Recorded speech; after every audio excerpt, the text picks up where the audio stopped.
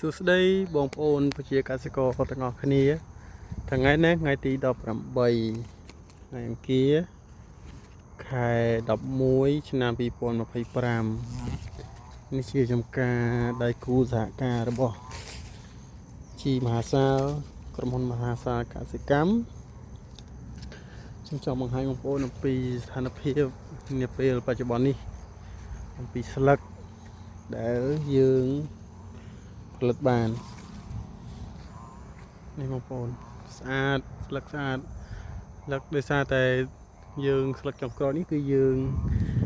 ព្យាយាមពន្លឿនវាឲ្យចេញមកទាន់ពេលវេលាដោយសារតែអាកាសធាតុឆ្នាំនេះរៀងពិបាករៀងរអាក់រអឺអញ្ចឹងសម្រាប់បងប្អូនម្ចាស់ចម្ការអ្នកធ្វើដំណាំទុរេនរៀងមានបញ្ហាឈឺក្បាលបន្តិចទាក់ទងនឹងការធ្វើផ្កាឆ្នាំនេះអញ្ចឹងទុរេននេះឥឡូវយើងចាប់ផ្ដើមរៀបចំ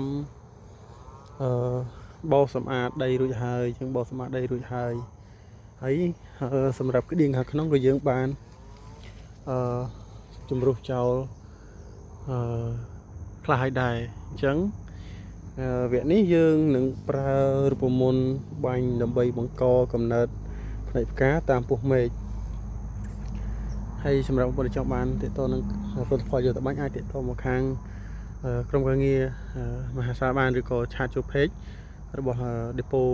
ជីមហាសាលឬក៏កសិកម្មមហាសាលក៏បានដើមស្អាតបងប្អូនដើមស្អាតស្លឹកគឺពេញលេញយើងផលិតបានពេញលេញស្អាតបងប្អូននេះស្លឹកត្រួយនេះយើង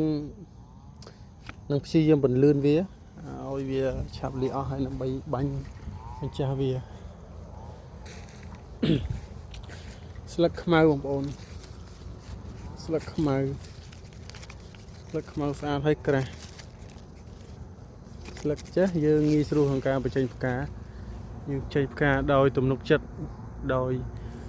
មិនមានហានិភ័យក្នុងការ